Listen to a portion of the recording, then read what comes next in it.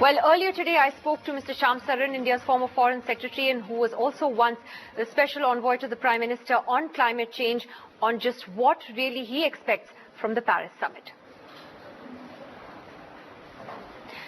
Mr. Saran, what do you really think is at stake in this climate summit? Do you believe that it's a do or die?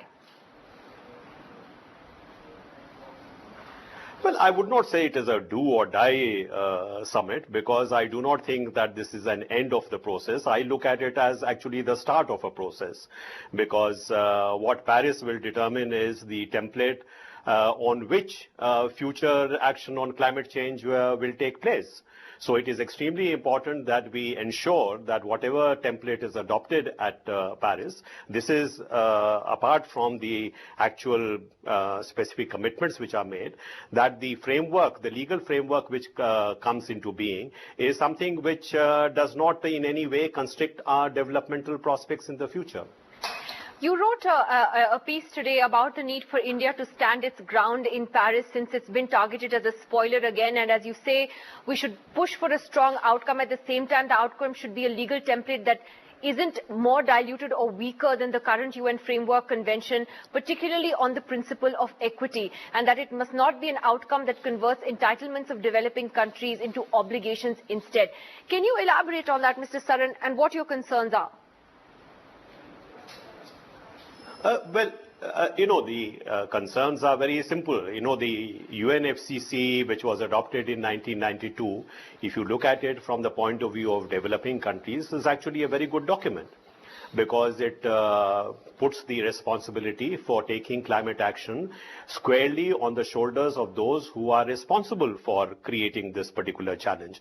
Not to say that developing countries like India will not play a role. Of course they will play a role. But it is extremely important that the developed countries, who have both the responsibility as well as the capability, they are the ones who should take the lead in meeting the challenge of climate change. And as far as developing countries are concerned, they will do what they need to do. They have to, because they are the ones who are going to be mostly impacted by the consequences of climate change. You see that happening already in India. So we have a very strong interest in a strong climate change regime, but a strong climate change regime which is based on the principle of equitable burden sharing.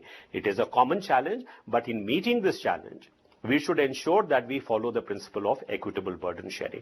That means the responsibilities that are put on the shoulders of the developing countries cannot be the same as that on the developed countries. So to say that, look, we are facing a major challenge and we should forget about the principle of equity, we should just go ahead and everybody should do his share. Yes, everybody should do his share, but that share must be determined on the basis of the principle of equity.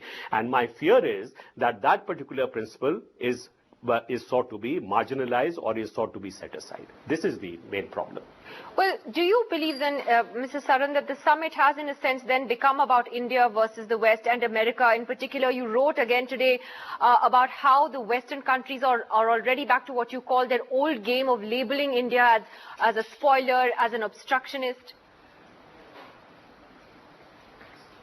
Well, I do not think that this summit is going to become India versus the developed countries. I think there are far more countries, participating in this than this becoming just a India-US equation. But it is certainly true that we see the warning signs of India being put in the dock.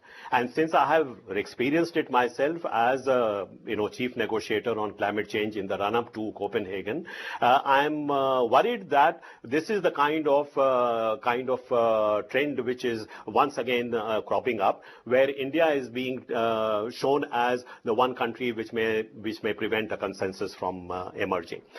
This is happening at a time when actually India is doing far more than most developed countries are doing in terms of action on climate change. If you look at our renewable energy target for 2022, it is 175 gigawatts. If you look at the target which we have for the production of electric power from renewable sources in 2030, it is as much as 40%. This is very few countries would have a figure like that. Even with respect to coal, which is one of the major sources of power production for India, India has put a cess on coal and increased that cess over the years, and that particular cess is now funding the clean energy projects through the Clean Energy Fund.